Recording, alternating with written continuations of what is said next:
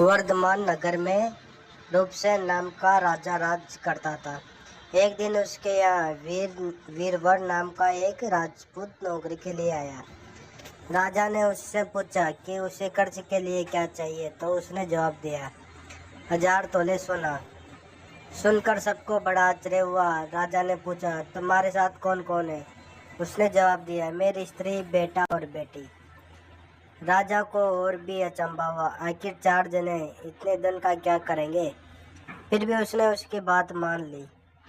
उस दिन से वीरवर रोज 1000 तोले सोना भंडारी से लेकर अपने घर आता, उसमें से आधा ब्राह्मणों को बांट देता, बाकी के 2 हिस्से करके एक मेहमानों, वैरागियों और सन्यासियों को दे देता था और दूसरे से भोजन बनवा कर पहले गरीबों को खिलाता, उसके बाद जो बचता उससे स्त्री बच्चों को खिलाता।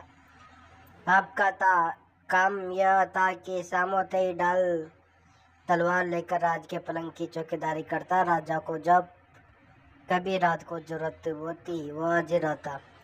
एक आधी रात के समय राजा को मरकट की ओर से किसी के रोने की आवाज आई। उसने वीरवर को पुकारा तो वह आ गया। राजा ने कहा, जाओ पता लगा कर आओ कि इतनी रात गए यह कौन रो रहा है और क्यों रो रहा है।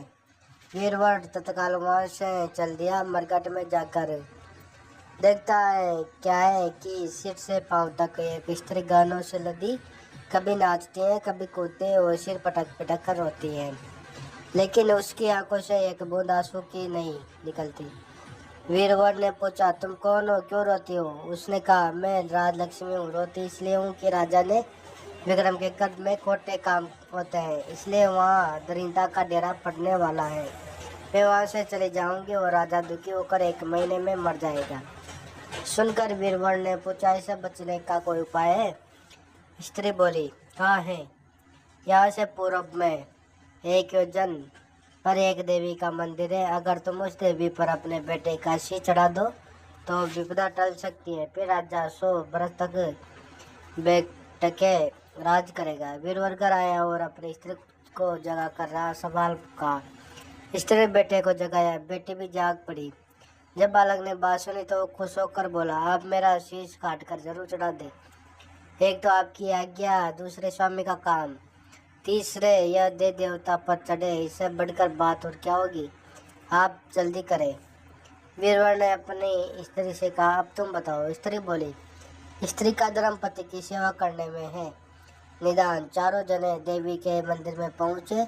वीरवर ने हाथ जोड़कर कहा, है देवी, मैं अपने बेटे की बलिदान देता हूँ, मेरे राजा की 100 बरस की उम्र हो जाए। इतना कहकर उसने इतने जोर से खंडा मारा कि लड़के का शीश धड़ से अलग हो गया। भाई का यह हाल देखकर बाप ने भी खांडे से अपना सिर अलग कर दे डाला। बेटा बेटी चले गए तो दुखी माँ ने भी वनी का रास्ता पकड़ा और अपने गर्दन काट दी। वीरवर ने सोचा कि घर में कोई नहीं रहा तो मैं ही जीत कर क्या करूँगा। इसने भी अपना सिर काट डाला। राजा को जब यह मालूम हुआ तो वह वहाँ आया। उससे बड़ा दुख हुआ कि उसके लिए 4 प्राणियों की जान चली गई।